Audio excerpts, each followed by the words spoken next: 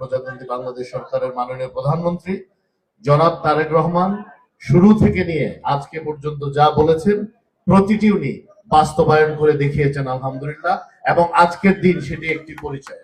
শুধু এই family card দিয়ে উনি মহিলাদেরকে কি শুধু 2,500 টাকা দিচ্ছেন সেটা না, উনি বাংলাদেশের অর্থনীতিতে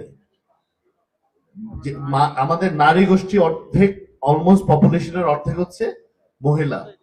এই অর্ধেক পপুলেশনকে উনি যেন বাংলাদেশের ফর্মাল ইকোনমি বলেন বা ইনফর্মাল ইকোনমি বলেন, এখানে যেন অন্তর্ভুক্ত করা যায়, ওনাদেরকে যেন অর্থনৈতিক স্বাধীনতা দেওয়া যায়, ওনাদেরকে যেন আমাদের অর্থনীতির অংশ হিসেবে এখানে সংযুক্ত করা যায়, ওনাদের আত্মমর্যাদা বৃদ্ধি সহ ওনাদের সামাজিক সম্মান যেন বৃদ্ধি করা যায়, সেই প্রচেষ্টার একটি প্রথম উদ্যোগ হচ্ছে এই ফ্যামিলি কার্ড। আস্তে আস্তে ক্ষুদ্র উদ্যোক্তা হিসেবে ওনাদেরকে সাহায্য করা, কর্মসংস্থানের নিরাপত্তা নিশ্চিত সহ আরো কর্মসংস্থান করা সহ আমাদের অর্থ পরিকল্পনা মন্ত্রণালয় সহ বিভিন্ন মন্ত্রণালয়ের অনেকগুলো পরিকল্পনা আছে, যেগুলো ইনশাল্লাহ এই 5 বছরের মধ্যেই বাস্তবায়ন হওয়া সম্ভব এবং ইনশাল্লাহ বাস্তবায়ন হবে। আমাদের মাননীয় প্রধানমন্ত্রী জনাব তারেক রহমান সবসময় একটি কথা বলেন, লেট ইউর ওয়ার্ক স্পিক, মানে কর্মকে কথা বলতে দাও। তো আমরা বিশ্বাস করি আমরা কাজ করে যাচ্ছি।